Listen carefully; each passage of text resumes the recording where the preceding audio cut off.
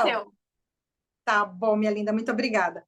Aqui, então, essa mandala que está aqui atrás de mim é a mandala do Eneagrama. O Eneagrama tem muitas ferramentas muito bacanas aí no mercado, a Cris até falou agora há pouco da dela, né? Que explica o que a gente veio fazer aqui. E para mim, como eu falei, o Eneagrama me ajudou muito no mundo corporativo. É uma ferramenta que fala que existem 9 tipos de personalidades. Nós já chegamos nesse mundo com a nossa escolhida, então não é culpa de papai e de mamãe.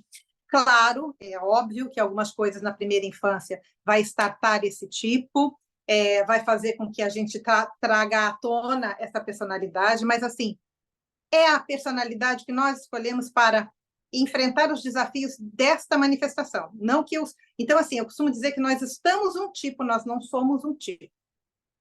Então, eu vou falar rapidamente do 1 ao 9. O que eu vou falar, gente, é muito raso, porque o Eneagrama é uma ferramenta muito complexa. Por quê? Porque além dele descrever os padrões de comportamento da gente, ele dá o caminho de evolução, que é muito diferente o caminho de evolução de um 1 para um 9. E isso me ajuda muito, inclusive, nos meus atendimentos. Quando, por exemplo, eu pego uma pessoa do tipo 8, que é uma pessoa muito assertiva, que você tem que falar muito rápido com ela, eu já sei que ela é assim. Então, eu não vou dar volta, eu vou direto ao ponto.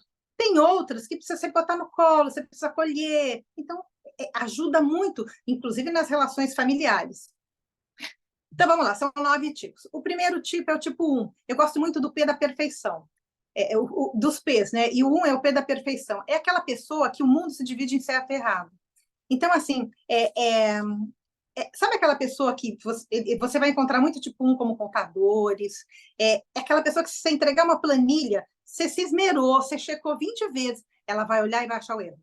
Ela é natural dela. Ela é muito julgadora consigo e com os outros. Ela tem uma questão com a raiva. A raiva como? Ela não é aquela pessoa impulsiva que estoura por qualquer coisa, mas ela sente muita raiva porque ela está sempre se julgando e julgando o outro. Então, ela fica com aquela raiva ressentida, ruminando.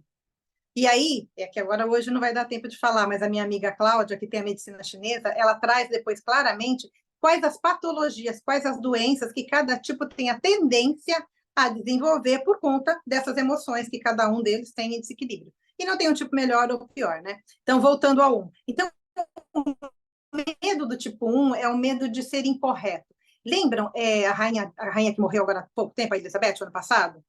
Eu não sei quem é, ela era uma tipo 1 no Enneagrama. Eu gosto de trazer a figura pública que fica mais fácil da gente linkar. Tem um momento, eu li a biografia, até assisti também um documentário dela, onde ela fala assim, quando ela está em crise lá com o marido dela, ela fala assim, o divórcio não é uma solução para nós.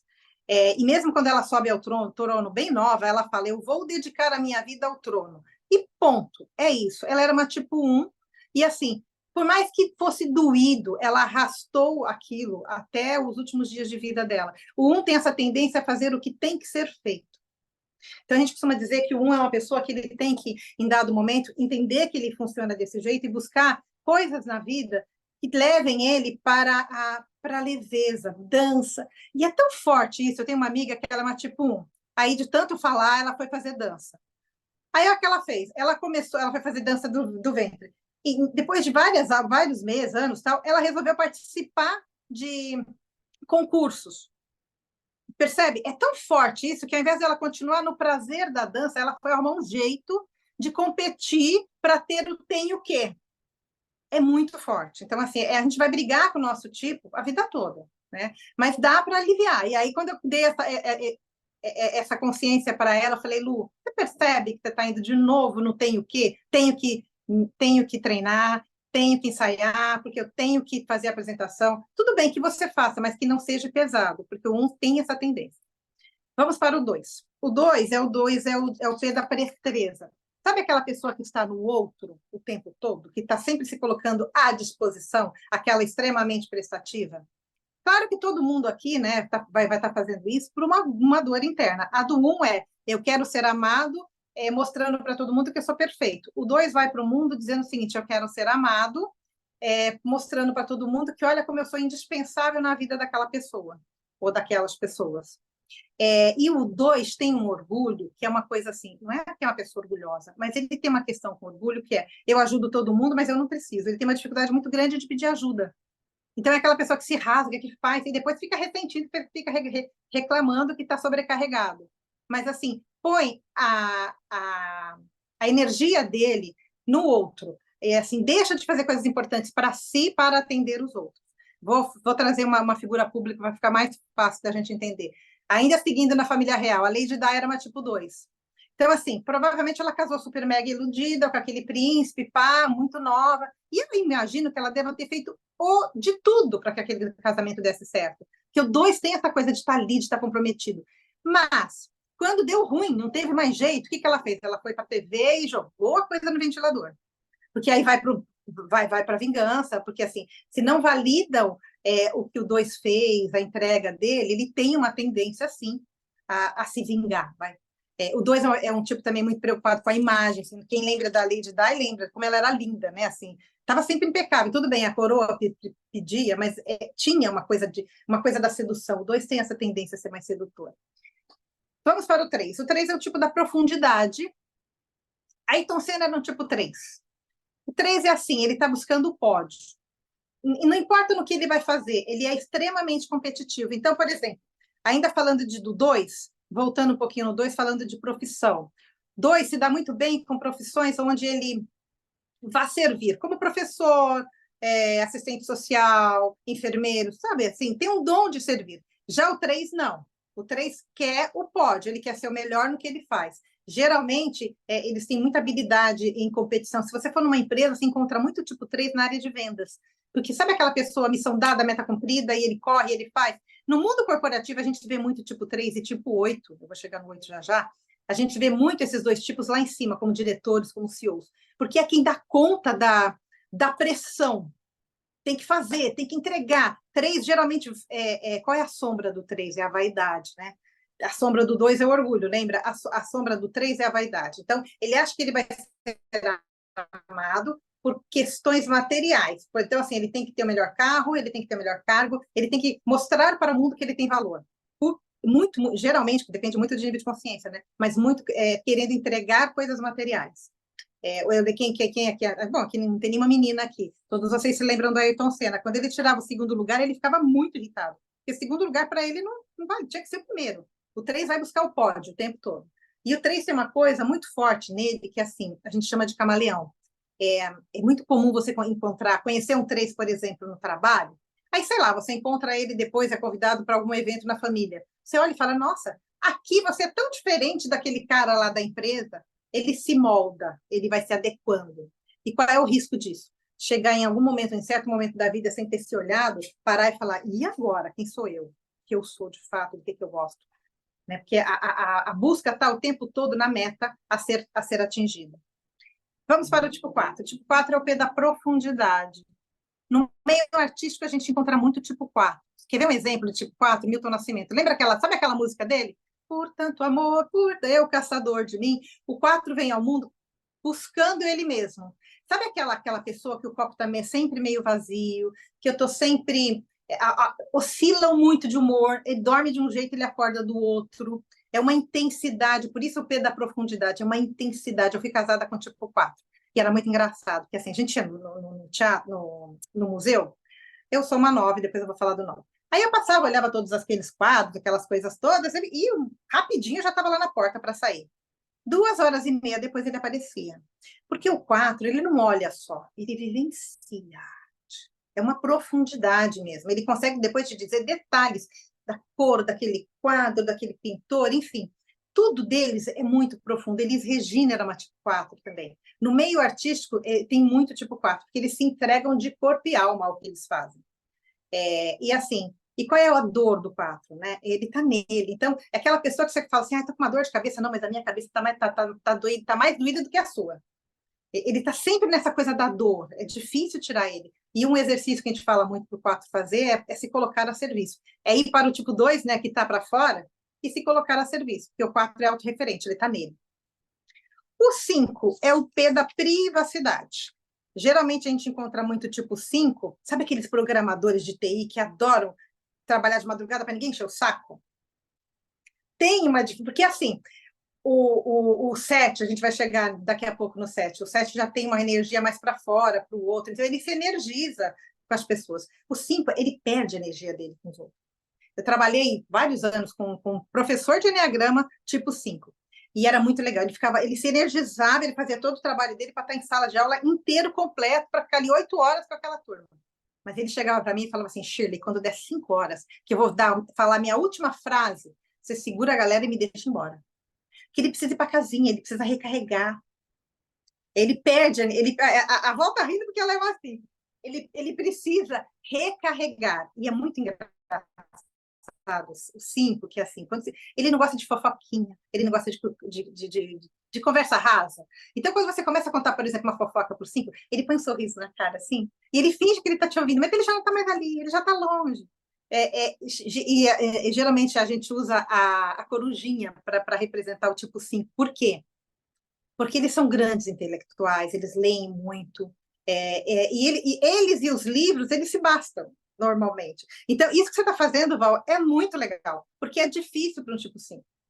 É muito difícil. Eu sei um pouco, porque tem uma outra coisa além do Eneagrama, que são os instintos, que a gente fala do social. Eu sou uma social reprimido.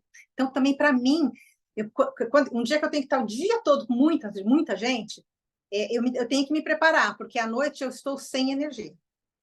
Né? Diferente de quem é o social dominante. Mas o 5 é isso. Assim, qual é o medo do 5? É perder a privacidade, é ter a privacidade dele invadida. Isso, ele morre de medo. Então, ele vai estar sempre... E todo mundo gosta de ficar sozinho de vez em quando. O 5 não gosta, ele precisa. Ele tem a necessidade dele. Então, é por isso que é muito comum a gente encontrar o 5 como programador de TI, aquelas profissões onde ele está lá trabalhando sozinho, ninguém está enchendo o saco dele. Bom, vamos para o 6. O 6 é o P da precaução. É o do medo. Qualquer coisa. Um 6 é assim. Eu vou dar um exemplo da minha mãe, que fica mais fácil essas historinhas. Eu fui semana passada num sítio com uma amiga minha mãe. Quando a gente entrou no sítio, a gente começou, ai, que linda graminha, olha que linda vaquinha. A minha mãe, que é uma 6. Ai, será que a gente não vai pegar dengue aqui? Isto é 6. E o 6 é um bicho louco, porque ele se divide em fóbico e contrafóbico. A minha mãe é uma 6 fóbica. Então, assim, ela deixou de fazer muita coisa na vida por medo. E por quê? Porque a primeira coisa que vem na mente é o que pode dar ruim. Um outro exemplo, 2 professoras amigas da minha filha, conversando sobre uma festa, tal, uma 7 e uma 6. A 7 na festa. Não, vai ter carrinho de pipoca, vai ter algodão doce, é que legal. A 6, mas e se chover? Não é ruim ser assim, claro que não, mas tem que equilibrar. Tem que equilibrar. E sempre está criando cenários. A minha filha é uma 6 também, ela está morando fora. Aí ela mudou, foi para um outro país agora. Primeiro dia que ela chegou, ela me ligou, meteu o pau numa menina que está dividindo o quarto com ela. Eu falei, mas filha, você acabou de chegar, você nem conheceu a criatura. Não, mas eu tenho certeza que ela é assim, ela é assim, ela é assim. Eu falei, tá, respira, você sabe que você tem esse temperamento, você sabe que você fica criando cenários negativos. Dá uma semana para essa moça. Na semana seguinte, ela me ligou dizendo que a menina, ai, mãe, a menina até que é legal. Mas o 6 a mente dele vai estar sempre indo porque pode dar errado. Então, é um perfil que tem uma tendência muito grande, por exemplo, a ansiedade, que ele está sempre lá na frente, tentando prever, tentando se precaver do que pode dar errado. Agora, a gente vai para o tipo 7, que é o do prazer, é o P do prazer. O 7 é assim, sabe quando você vai no velório, que tem uma galerinha ali no canto contando uma piada? Provavelmente um deles é 7. Qual é o medo do 7? É o medo do sofrimento, é o medo da dor, é o medo de ter que se conectar com a dor. Da mesma forma que o 4 busca a dor e o sofrimento, é quase louco, mas ele busca, o 7 foge da dor e do sofrimento como o diabo da cruz. Então, quando ele vai no velório, às vezes não é nem desrespeitoso, mas é que é tão doído para ele se conectar com aquela dor, porque ele vai contar uma piadinha, ele vai fazer uma brincadeira para sair daquela energia da dor. Tem muita criança, e isso é muito triste, é por isso que, assim, o meu sonho ainda é fazer alguma coisa nas escolas. Tem muita criança e adolescente que é detectado com TDAH. Soca remédio na criatura. Aí ela fica lá abobalhada. Geralmente, a maioria é um tipo 7. Eles estão assim, eles são extremamente criativos, eles linkam muitas coisas ao mesmo tempo, só que eles têm uma dificuldade de foco. Então, por exemplo, meu filho mais velho é o 7. Ai, mãe, eu quero fazer futebol. Paga o futebol. Ah, não, agora eu quero fazer vôlei. Paga o vôlei. Agora eu quero aprender violão. E não terminava nada. O 7 tem essa tendência. Ele começa com aquele prazer, com aquele tesão, aí ficou chato, ele larga. Ficou chato, ele larga. Então, eles precisam entender que eles têm que buscar ter foco na vida. Porque, assim, eles são extremamente criativos, extremamente planejadores, mas quando... então, eles têm um projeto na mente. Eles só conseguem visualizar o lado legal do projeto. Quando tem o passo a passo, aquela coisa rotineira e chata, eles desengajam. Por quê? Porque perdeu o prazer, eu não quero mais fazer. Mas, assim, e aí, na adolescência, a gente vê muita mãe. Quando passa por mim, eu aviso. Falei, porra, não me diga assim.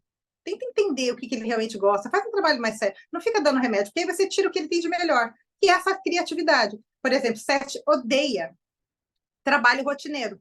Então, eu trabalhei muitos anos numa consultoria. Era incrível como tinha Sete naquele lugar. Porque sabe aqueles consultores, cada hora tem que estar num lugar, viajando o ano inteiro, o mês inteiro? E para eles tudo bem, eles tiram de letra isso, porque eles gostam da variedade. Eles não gostam de coisa rotineira. Então, esse é o sete do prazer. Vamos para o 8, que é o P do poder.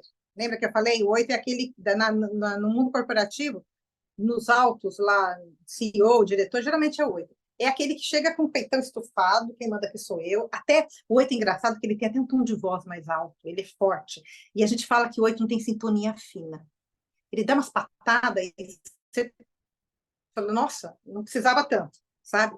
É muito maluco. Eu trabalhava, eu era gerente de uma menina que era uma 8, minha coordenadora era uma tipo 8. Aí eu passei no café, peguei um cafezinho e a menina chorando, a menina do café chorando. Eu falei, Luzia, o que foi que você tá chorando? Nada não, dona Shirley. Eu falei, não, fala para mim o que foi. Ah, é a Mônica. A Mônica era a minha coordenadora. Aí, não, ela passou aqui, gritou comigo e tal. Aí fui lá falar com a Mônica, né? Falei, pô, Mônica, o que você falou para a Luzia?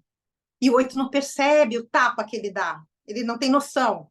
Eu não falei nada para ela. Eu falei, não, para pensar. Você foi lá na cozinha hoje? Fui. Você falou alguma coisa para a Luzia? Eu falei, porra, essa pia aqui tá lavando, uma sujeira, olha quanta louça. É o tom, é o jeito. Eles não têm sintonia fina, então eles acabam magoando as pessoas lembra da coisa da raiva, uma raiva que brota, assim, eles não conseguem. Quando eles pensam, eles já falaram. Tá na expressão deles quando eles não estão gostando, eles não conseguem disfarçar. É muita força. E, assim, ao contrário do 3 que está buscando o pódio, o 8 está buscando o quê? O poder. Tipo, quem manda aqui na boca sou eu.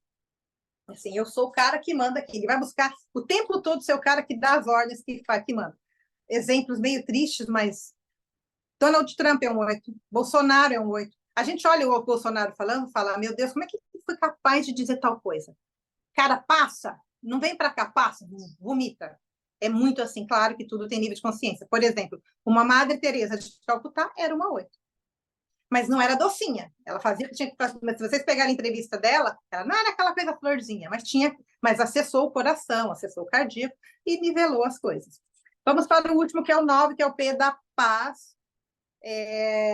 E o ponto cego do 9 é a preguiça. Aí o pessoal fala, como assim é uma pessoa preguiçosa? Não, não é que é uma pessoa preguiçosa. O 9 tem uma preguiça de si. Tanto quanto o 2 que está no outro, que está o tempo todo tentando agradar o outro, o 9 também tem isso muito forte. É que o 9 faz isso por quê? Porque ele tem uma questão de baixa autoestima. Ele não se valida, ele acha que ele não tem valor. Então, ele tem uma preguiça de si. Tudo que é importante para ele, ele vai deixar para depois. Ah, tem que ir no médico. Tá. Ai, mãe, me leva em tal lugar? Você deixa de ir no médico para levar a criatura em tal lugar. O 9 está o tempo todo colocando a agenda dos outros à frente da sua. Por quê? Porque ele tem uma questão muito forte de baixa autoestima, mas são, por exemplo, excelentes mediadores. Porque ele consegue claramente, quando você está conversando com o 9, você tem a certeza que ele está te ouvindo, que ele olha para você, ele valida o que você está falando. Só que o que acontece? Muitos librianos são tipo 9, né? Não quer dizer que todo libriano é tipo 9, tá? Mas sabe aquela coisa da indecisão? É preto ou é branco? Não, é cinza. Fica ali no muro, foge dos conflitos, que nem o diabo da cruz. Isso é um 9. E é bom, é uma pessoa má? Não, não é. Ele geralmente não é prejudicial para si. Que ele vai se meter em umas roubadas por conta da dificuldade de dizer não. No mundo corporativo, por exemplo, 9 é aquele que me ajuda, ajudo, faz sua coisa, faço. Chega no final do dia, ele olha para a mesa dele, está deste tamanho de coisa para fazer. O dele ele não fez, mas ele ajudou todo mundo. Aí ele é. Né? Então, que o 9 tem que buscar? Entender que ele é assim e aprender a viver no desconforto.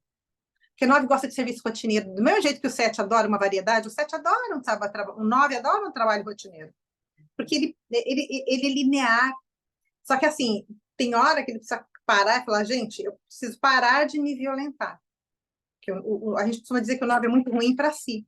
E também para quem depende dele, porque ele tem quando ele não se olha, o que que acontece? Ele não se impõe, ele não se coloca, ele deixa para depois. Deu para ter uma noçãozinha? Tipo, isso foi Amei! uma pincelada. É muito mais complexo, tem a coisa das flechas, enfim. Ô, Mas isso é o Shirley, Eneagrama. fala só o seu arroba aí para deixar gravado. Falo, arroba, eu vou dar dois, que é o Bora, né? BORAA, underline ser feliz, que é a minha parceria com a Clau. Bora ser feliz. E o outro? Isso. E põe também o VEC, que é VEKI, underline terapias, que esse é o meu pessoal. Pessoal não, o meu Ixi, travou tudo. sem a Depois, parceria da depois Clau. você me passa no particular que eu coloco, tá? Eu boto lá, eu ponho no grupo. Cris, quer fazer E pergunta? Eu quero fala, saber amor. como, porque eu não sei meu tipo. Eu quero saber como que Fala. a gente chega nesse, como que a gente descobre qual é o nosso tipo no Ó, eu Eneagrama. tenho uma desconfiança do tipo da Cris, mas eu não vou falar. Aí, Cris, eu me fiquei fala. em dúvida se eu sou 9, se eu sou 2, eu estou assim meio perdida. Ó, Cris, fala para mim seu nome em voz alta e sua data de nascimento. Você vai me autorizar agora a te colocar aqui, tá? Na radiestesia. Autorizo. Faz favor. Cris. Maria Cristina Gurgel, Eu vou parar de gravar, tá bom? 29 Melhor. de 12 de 1960. Não precisa